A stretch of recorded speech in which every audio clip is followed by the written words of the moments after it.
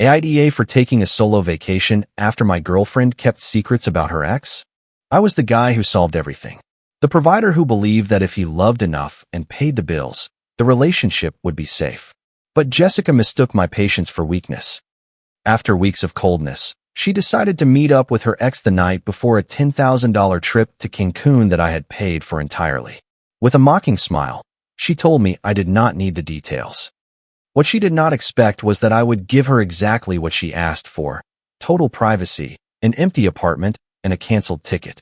A month later, I ran into Rachel, Jessica's friend, at a coffee shop in uptown Dallas. I was wearing a suit on my way to a meeting. Rachel looked uncomfortable. She tried to hide, but I caught her looking at me. "Hello, Rachel." "Derek, how are you?" "Very well. How is Jessica?" Rachel spilled the beans. "Honestly, she is a mess. She is crashing on my couch. She had to sell her designer bags to pay off her debts. She does not stop saying that you ruined her life, but honestly, even her friends are fed up. She made her decision. She misses you, you know? She says if you could just talk to her." I raised my hand. "Rachel, for her, she already had her closure. It was in the cancellation email." I left the coffee shop without looking back. But I am going to tell you from the beginning because you need to understand how a 32-year-old industrial engineer who earned good money, paid for everything, and never asked for anything ended up sending a selfie from the beach while his ex-girlfriend was left stranded at the airport. My name is Derek Thompson. I am from Dallas, Texas. I work at an automotive manufacturing plant in Arlington in the continuous improvement department. I earn well enough to live alone in an apartment in uptown Dallas, drive a reliable sedan, and save for the future. I am not a millionaire, but I am stable. That was my role in the relationship, the stable one, the one who pays the rent, plans the dinners, handles the crises, and always solves things. Jessica and I had been together for 3 years. We met at a wedding in the Texas Hill Country, one of those ranch-style weddings with string lights and an open bar, where everyone ends up dancing with people they do not know. She worked in digital marketing for an agency in uptown. She was good with people, the kind of person who makes a waiter feel important and a CEO feel relaxed. I fell in love the way an engineer falls in love, analyzing the data, concluding that everything added up, and betting heavily. The first year was incredible.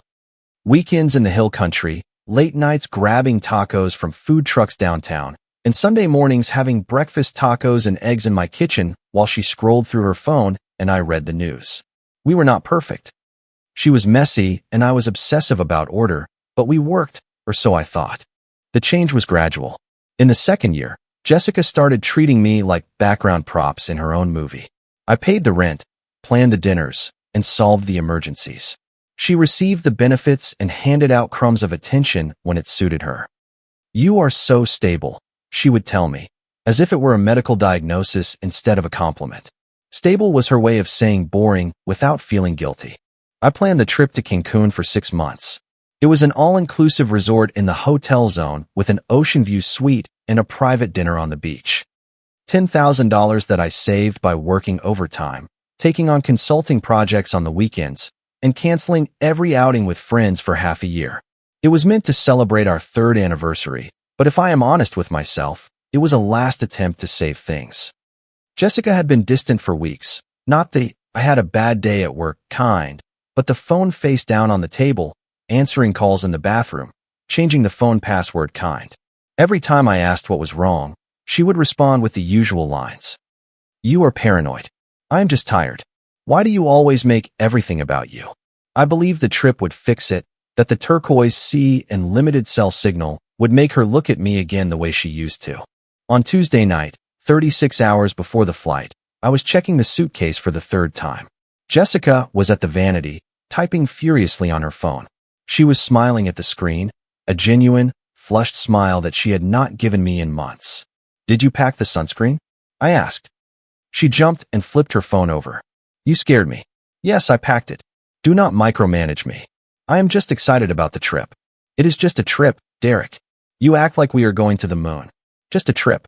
A $10,000 trip that I had paid for completely." She rolled her eyes. At 7:30, she said she was going out for some drinks with Rachel. She put on the expensive perfume I had given her for Christmas and dressed up as if she were going on a date, not to see Rachel who always wore casual clothes. "Who are you going with?" Do you need a guest list?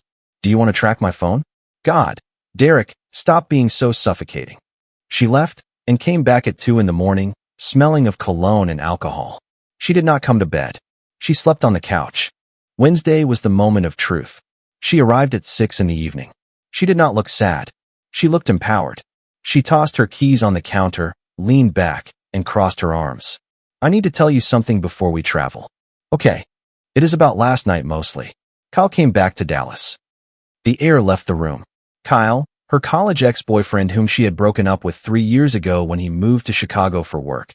The guy she used to compare me to at the beginning of our relationship until I asked her to stop. I thought he was in Chicago. He was. He came back for good. He sent me a message a few days ago. And you were with him last night, I said without blinking. Yes, we had not seen each other in years. He is going through a tough time and needed a friend. A friend you were out with until 2 in the morning, your ex, 2 days before our anniversary trip, while I was here packing your suitcase. She sighed. See that reaction? That is exactly why I did not tell you. You get insecure and jealous. It is unattractive, Derek. What really happened between you two? Silence. I saw the calculation in her eyes. We just talked, but he is different, successful, and exciting. He wants to take me to dinner today to finish our conversation. Today, the night before we fly to Cancun. Yes, he travels on Friday for work. It is my only chance to see him for a while. She said it with the naturalness of someone picking up clothes from the dry cleaner. You are prioritizing a dinner with your ex the last night before our trip. She grabbed her bag, touched up her lipstick in the hallway mirror, turned toward me, and there it was, the sideways smile. It was not a smile. It was a gesture of power. She knew I had paid for the trip. She knew I was desperate for it to work. She thought I was too weak to do anything. You do not need to know the details, Derek. It is about privacy. We have a history, and I need closure if I am going to dedicate myself to you on this trip. Honestly, you should thank me for my honesty. Do not be insecure. It makes you look small. She adjusted her bag strap. I will be back in the morning for my suitcase. Can you order the Uber for 8?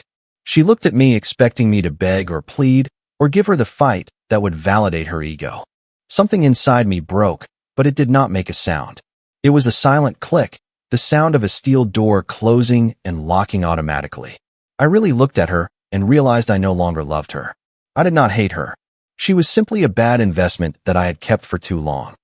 I relaxed my shoulders and kept a neutral face. Okay. Her smile wavered for a millisecond. She had expected resistance. Okay. Yes. If you need closure, go. It makes sense. She studied me looking for the trap, but did not find it. The smile returned, even more triumphant. She thought she had broken me. That is good, she said, giving me a patronizing pat on the arm. It is good that you are maturing. I will see you tomorrow. Leave the suitcases near the door. Have fun, I replied. The door closed. I waited 10 seconds. I watched her through the peephole as she walked down the hallway, texting Kyle with a swing in her step. As soon as she disappeared, I grabbed my phone. I did not cry. I did not throw anything. I dialed the airline. Good evening. This is American Airlines Priority Assistance. Good evening. My name is Derek Thompson. I have a reservation for 2 to Cancun early tomorrow morning. I need to make immediate changes. I want to split the reservation. Keep it under my name and cancel Jessica's ticket. Pause. Sir, this reservation has restrictions. If you cancel the second passenger less than 24 hours in advance, there is no refund. I understand. I do not want a refund. I want her name removed from the passenger list, and I want to use the available seat to upgrade my own ticket to first class. That will have an additional cost, sir. Do it. The card is on file. In 10 minutes, I dismantled a 3-year relationship with the same efficiency I used to solve production problems at the plant. When the confirmation email arrived, I expected to feel grief. Instead, I felt light, as if I had dropped a heavy backpack after carrying it for a long time. I did not stop there. I went to the bedroom. The suitcase she had mocked was open on the bed. I removed everything we shared, the extra chargers, the camera she used for social media, the first aid kit. I repacked only my own essentials. Then I grabbed my backpack, laptop, passport, and the cash I kept in the drawer. I was not just going on vacation. I was evacuating. I logged into the apartment management portal on my phone and submitted a notice of immediate vacancy, agreeing to pay the early termination penalty. Then I called the power company and the internet provider to schedule the shutoffs for the day I returned from Cancun. She would have 7 days of electricity and wireless internet to figure out her life. After that, it would be turned off. It was 9:15. She was probably on her second drink with Kyle, laughing about how predictable and safe I was. She was right. I was predictably efficient. I took one last walk around the apartment. I did not write a note. I did not leave money. I took her copy of the key, the one she always left in the entryway dish because she hated carrying it, and dropped it down the garbage disposal. I left it there, a useless piece of metal hidden in the dark. I took my suitcase to the door, walked out, and locked it behind me. I ordered an Uber to the airport hotel. I was not going to wait until morning. I was not going to risk a confrontation when she arrived late. I would sleep in a hotel bed with soundproof windows and wake up early to start my vacation without any emotional baggage. As the Uber pulled away, my phone vibrated. A message from Jessica. I am having a very deep talk with Kyle. Time is flying by. Do not wait up for me. Leave my carry-on bag near the door. I love you. I love you. The words looked empty, like spam. I deleted the conversation. The next morning I was sitting in the VIP lounge at 7:30. The anxiety had disappeared, replaced by a cold focus. I ate breakfast from the buffet and drank an Americano coffee. I watched the planes through the large window. My phone was on the table in do not disturb mode, but I kept Jessica's notifications visible. I wanted to see the timeline of the situation unfold. At 6:45, Jessica texted, I am on my way. My head hurts. Did you order the Uber? I took a sip of coffee and imagined her in an Uber she had to order herself, hungover and rushing to the apartment. At 8:10, Derek, I am at the apartment. I forgot my key. Are you in the bathroom? We are going to be late. She no longer had a working key. The only one that worked was in my pocket, far away. At 8:12, answer the phone. I am knocking on the door. At 8:15, I convinced the building staff to let me in. Where are you? Why is the closet empty? She had entered the apartment and seen the empty drawers and missing belongings, but her self-centered view still prevented her from understanding what had happened. At 8:20, did you go to the airport without me because of last night? Seriously? How old are you? At 8:25, okay, I am going to order an Uber. You better be at check-in with my boarding pass. This is very immature. I checked the boarding time. 8:45. She was about 30 minutes away from the airport in Dallas morning traffic. She would arrive just in time to discover her ticket no longer existed. I walked to the gate. My phone vibrated again. I let it ring. I boarded the plane. Welcome aboard, Mr. Thompson, the flight attendant said. May I offer you a drink before takeoff? A margarita, please, and keep the service coming. I settled into the first-class cabin, spacious, private, and quiet. At 9:10, I am at the counter. Where are you? At 9:12. Derek, the agent says my ticket is canceled. She says you are on the plane. Call me now. At 9:14, the voicemail played. Airport noise in the background, her voice breaking. Derek, this is not funny. She says you are in seat 2A. Get off the plane. You cannot leave me here. I do not have cash. Kyle. No, I just need you to fix this. We were already taxiing down the runway. At 9:18, Derek, please. Everyone is looking at me. I am crying. Please tell me it is a mistake. You cannot leave me. I am sorry about the smirk. Yes, I was tired. It was not in bad faith. Come back. The plane accelerated and took off. Dallas grew smaller beneath me. Somewhere down there in the DFW airport terminal, Jessica was realizing she was no longer the main character in this story. I waited until we reached 10,000 feet. The wireless internet came on. I opened our chat, scrolled past the pleas and threats, and wrote 2 sentences. You want a privacy with him? I am giving you all the privacy in the world. Do not be insecure. I blocked her number, reclined my seat, put on my noise-canceling headphones, and closed my eyes. Cancun is exactly as beautiful as it looks in the photos.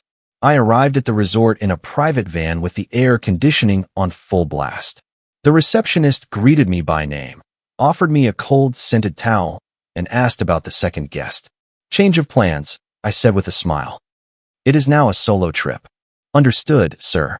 We will remove the second person from your private dinner tonight. The suite had a beautiful balcony overlooking the ocean and a private plunge pool. A bottle of champagne sat on ice next to a plate of tropical fruit. For the first 2 days, I stayed off my cellular data and used the wireless internet only for music. There is no better post-breakup therapy than relaxing in front of the Caribbean with a tropical cocktail in hand. I swam in the ocean, ate fresh seafood prepared on the beach, and slept 12 straight hours without any interruptions. The constant knot in my chest that I had thought was work stress turned out to be Jessica stress. It finally disappeared. On the third day, lying on a lounge chair facing the sea with a coconut in my hand and tanned skin, my phone vibrated. Unknown number.